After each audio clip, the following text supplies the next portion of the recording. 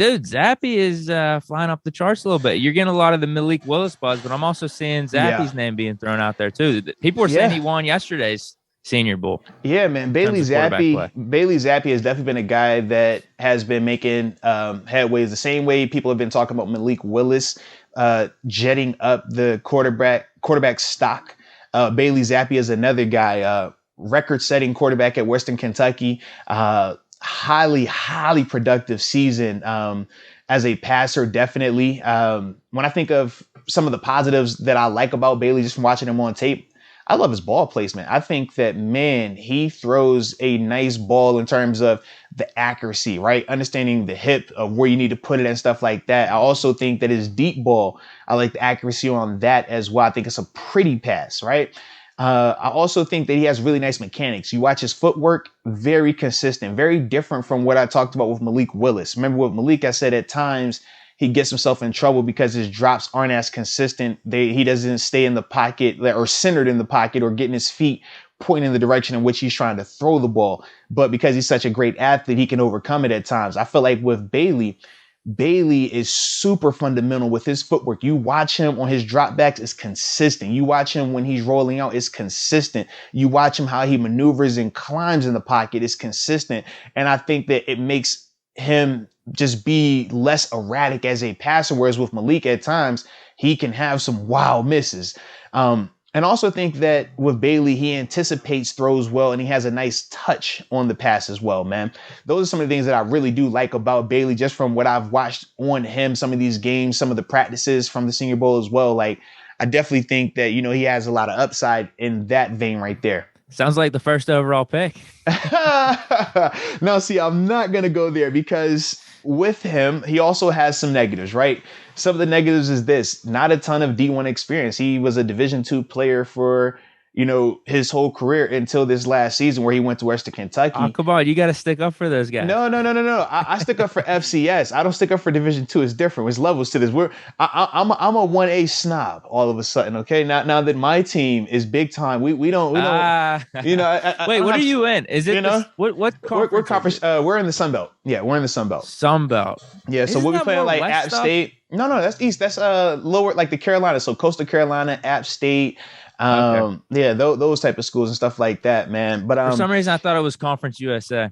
No. So Sun Belt. Okay. Yeah. So with that though, in the sense of just not a lot of D1 experience, the reason why I brought that up is because he transferred to the Western Kentucky school, right? From an even smaller program.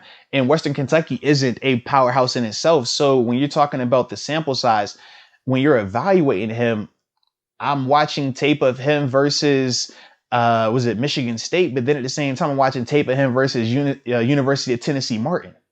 And it's like, I don't have 2 or 3 year sample sizes of him facing that one Michigan State team every year. I don't got a lot of that out there. I don't have a lot of him versus App State. I got a lot of, less level competition where it's just so gory at times because, he can sling that rock. He can pepper these guys up. Yeah. So it's like, almost man, 6,000 yards. Yeah. So it's like, it doesn't help me when I'm watching him play University of Tennessee Martin and I'm looking at, just the influx of talent. It's just like, this is like a joke watching this tape. But the thing that I do, another thing that, makes me a little bit more hesitant on him is obviously he's not the most mobile. He can move, he can run, but to me, I'm like, I don't feel like he's any more athletic than a Mason or a Haskins. I think he's right in that same ballpark. You know what I mean? So that to me, it doesn't make me feel good about him even more so. Also, he played in the air raid where it's not a pro style offense. It's a ton of, volume passing, right? You see a lot of screens, a lot of bubbles, a lot of now passes. Like that's a lot of his throws as well. So I think about that. And then he's also a shorter quarterback, 6 foot. I think he measured it 6 foot even down there at the combine. At the Senior Bowl. So when we talk about not being the tallest guy, can you overcome it? Yes, but we understand the challenges with that. And I just don't think that he has the crazy strong arm. Like when we talk about some of these other quarterback prospects in this year's class, it's like you see when that ball comes out their hand, it's popping out that thing. It's live. Whereas with him, I don't necessarily feel that his arm has. I think it's still a good arm. It's NFL. It's a pro arm. Don't get it twisted. But it's just not overly lively where it's just bing, bing. Like when you watch some of the throws from Malik, you watch some of the throws from like a Carson Strong. It's like, man, like what is this dude shooting that ball over there? Like this is nuts. Like I don't feel like Bailey's ball has that type of pop on it. My take, Duck Hodges on drugs, dude. He looks exactly like Duck Hodges back. I'm telling you, man. He's just got a better arm. He's both quarterbacks. Oh my God, yo, Deke, bro. I was thinking that. Oh my goodness, yo, you on the money with that one. That's a perfect call, bro. I swear, bro, he looked exactly like him. I just think he's got a better arm. Like, he's got a stronger arm. A better version of Duck, yes. And like I said, better footwork, whatever the hell it is. But the footwork, the footwork, yes. The arm, yes. But yeah, he reminds me of that. I just, yes, dude, spot on, man, spot on. And like I said, I don't like to bring that comparison up because obviously people will think of Duck and they just think of when it got bad, right? And they're like, well, no, he's limited. I don't want that type of guy. But in all actuality, if you have a Duck with a stronger arm, with just a little bit better version of his intangibles, it's like, man, no, Duck could do some good things. To me, I just don't know with Bailey's arm, can you survive at this level not having the crazy strong arm? Because if you don't, your accuracy just has to be pinpoint. It has to be on. We've seen guys do that, and we've seen guys have success and have great careers, win Super Bowls like that. But it is a challenge. That's the only thing. So with Bailey, it's like I like him, but I'm just a little bit more leery of him because he does have some things that could potentially hold him back. Whereas when we talk to some of these other guys, it's like, well, he doesn't have this, but he can get away with this right here because he's just, whether he's crazy athletic or he has crazy size or just a cannon of an arm, we can make that part work. With Bailey, we just don't have that defining characteristic for him just yet. Yeah, and one of the main reasons I bring up the Duck comparison is the feel, the touch on his passes, because that was the one thing I couldn't pinpoint it whenever you'd watch Duck versus Mason. I was always just like, what is it? There's something Duck. We kept saying it factor. I was like, no, it factor might be a little bit too far for Duck. I don't know if we should be saying he has it, but he's got a feel. Someone finally said, I think what you're trying to say is Duck has a good feel for the game. And he did until he didn't. But you could see with Bailey Zappe. Until he didn't. Yeah, you can see with him, he has a good feel, good touch on the pass, stronger arm than Duck. About the same size. They literally look they look almost identical. The exact same. If you put him in a Steelers 6 jersey that said Hodges on the back, you would not know. You would be like, man, Duck is having a good day today. Like, because it just looks like his arm is better. It's a better version of Duck. You're absolutely right, though. Yeah, they're like the way they maneuver in the pocket, they look the same, man. Yeah. One of the things I will say I liked about him from what I've seen is the fearlessness too. Oh yeah. I don't know how much of that is the air raid system, but he fit it because he's willing to take his chances and put the balls in tight spots. And you talked about his accuracy. He was able to do it. Dude, you look at these stats, like even against Michigan State, bro, I don't know what the balling. Game flow.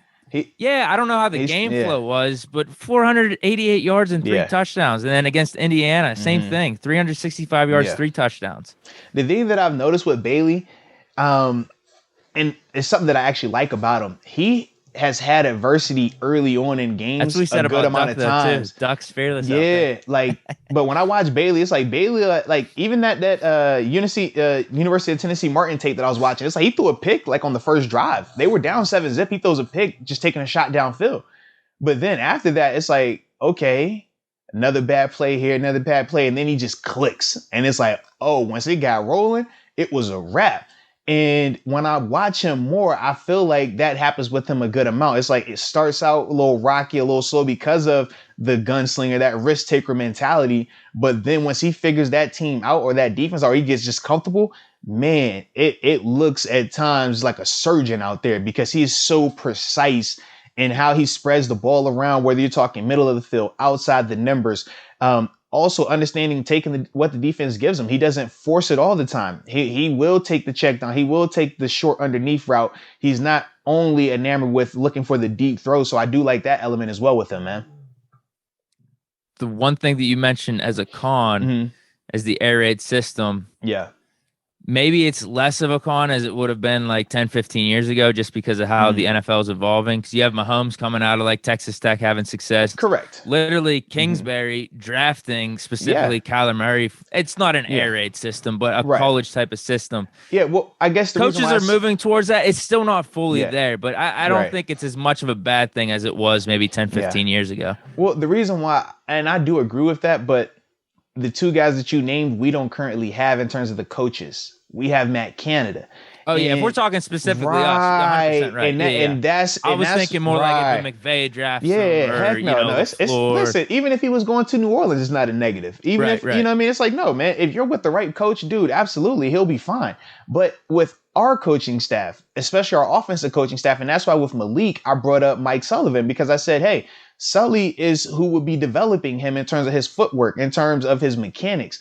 And if I feel like the biggest issue with Malik is mechanics, I'm all for him being here, because I've already seen where Mike Sullivan has developed and improved Dwayne Haskins' mechanics. So when I think of Bailey, I'm like, Bailey's issue isn't mechanics. I think his mechanics are great. Like, I love his mechanics when I'm watching him on tape, because it's super consistent. It's the same over and over and over. Release motion the same. The way he drops back in the pocket is the same. The way he goes through his progression is the same. Like, I love all of that. But it's like, man, if I'm going to need a person that can architect an offense for him, that can custom fit something for him, well, I personally haven't seen that from Canada just yet, because he couldn't custom fit it for Ben. And if you couldn't custom fit it for Ben, why do I think you're going to be able to custom fit it for Bailey Zappe? And that's for me why I say the air raid system, I think, hurts him in this avenue, because we're not running that offense here. And if we're not running that offense, I got to think that you can be a fit in Matt Canada's offense. And based on what we know about Matt Canada's offense, you're technically not a fit for that. So, yeah. Why are we giving Canada this much benefit of the doubt? We're trying to draft players and bring in players to tailor to him. No, not us. If it lands us Malik Willis, I'm fine with that, Deke, we're not giving him the benefit of the doubt, Deke. The organization gave him the benefit of the doubt. When they went out there and said, he's coming back, we like what we have. Oh, we had red paint. We had to paint the barn red. The organization gave Matt Canada this. We are just following what they are saying. We don't dictate. We don't tell them how they should not operate. It's like, no, y'all made this, so now we have to follow what y'all are telling us to do. So you're telling us that, hey, guys like Malik Willis, we should put a premium on them. Whereas guys like Bailey Zappe, we shouldn't put a premium on them, because we have Bailey Zappe style guys in-house. Not to the same extent in terms of Mason and Haskins, but less mobile, more pocket passer type quarterbacks. We already have that, and that's part of the complaint. You know, so that's the part for me where I'm just like, man, we have to take that into context now. And I just wonder how long Canada's going to be around. Yeah. Right. Like, if we draft Malik Willis, that's a long-term thing. Yeah, it definitely is. It's a 4 or 5 year project. Mariota on a 1-year deal, that's not as much. That's, if Mariota starts, we got Canada. We got it tailored towards you now, Canada. Yeah. And we don't have success, then you could just kind of start new next year. Yeah. But if we draft Malik Willis, that's more long-term, I would think. But we could bring in a guy for Malik Willis. Well, I was going to say, I could easily see a scenario, though. What you just said, I could see a scenario, though, where you bring in a Mariota, you bring in a Brissett, you bring in one of these, a Tyrod Taylor type, right? Bridge quarterback for a year. And this will give you a chance to evaluate Matt Canada, but you still draft whatever quarterback you wanted to draft this year, whether it's Malik Willis, Sam Howell, Matt Corral, whoever you want to, whatever quarterback it was, you can still take that guy and have him developing behind Brissett, behind one of these veteran guys, and you're still evaluating Matt Canada to see, hey, can you tailor an offense? Can your offense be productive? And with that, it still doesn't kill you if at the second half of the year you start to play the rookie quarterback. And then even during the offseason, you say, you know what, we're going to get rid of Canada. We're going to bring in a coordinator that is tailor-made for a Malik, for whatever quarterback we have in place. And then we go that route. Like, I think that I definitely could see a scenario where that works, where you can still have the best of all worlds right there in terms of evaluating Canada, having your quarterback for the future, but at the same time, having a veteran quarterback early on while you develop your younger guy. Like, I'm all for that scenario as well. And I think with the class being what it is and the free agency quarterbacks being who they are financially, you should be able to make this work, especially with the Steelers salary cap situation. don't know if the Steelers are going to bring in the high end coordinator. If we fire Canada, right, the high end guy, the QB whisperer. No. You know what they're going to do? They're going to promote Mike Sullivan. Mike Sullivan will become the office. That's what we would think. You're right, bro. You're right. Who knows? Let's give him the benefit of the doubt. We brought in Haley, You're right. 7 years ago, or whatever the hell that was. Man, it sounds so much longer. God. All right. Was it 7? Well, 2014, 2013, whenever that was when I got here. So 14, So even longer ago. Yeah. He's been on the team 5 years ago, 4 years ago, whatever that was. Man. Long what do you time, think bro. of Zappy then as a flyer? What would he be, 3rd or 4th round, you think? Yeah, I definitely could see a middle round grade on him. Not for us, though. We just went over it. It probably doesn't make sense for us. Right. And that's the thing. It's like well, no, like I said, it still could make sense, but you would have to just to have him waiting in the wings. Right. You would have to have him waiting in the wings. That would be the approach with him. Like I said, I don't mind him as a flyer, though, because I do think that, man, you can see why people are excited about him. You can see why people bring up Drew Brees, why people bring up even Duck, because who do we say Duck looked like? Duck was like a poor man's Drew Brees. It was like, if he can develop, he can do that. But that's like anytime you see short, undersized quarterbacks that have great accuracy, but certain things are limited in terms of arm strength, that's the guy that everybody compares him to. So it's like, I understand it and I can see it, but at the same time, I just the Matt Canada thing is my biggest hang up. And like I said, it's frustrating because why should that be? Because we personally don't feel like he's done enough to warrant that type of pull, but that's what the organization is doing right now, man. And that happened before last season even started. All right, man. That's what irritates me, because I'm backing my man 7. Yeah. We shouldn't have given Canada that much pull over Hall of Fame quarterback, the best franchise QB. Talk about That's it. Talk your talk, Deke. Talk your talk, Deke. Talk your talk, Deke. Talk your talk. Still not over that. I can dig it though, man. I can dig it. But yeah, man, Bailey is definitely somebody that's interesting, man. We're going to keep looking into, more of these prospects. Like I said, man, going forward with these shows.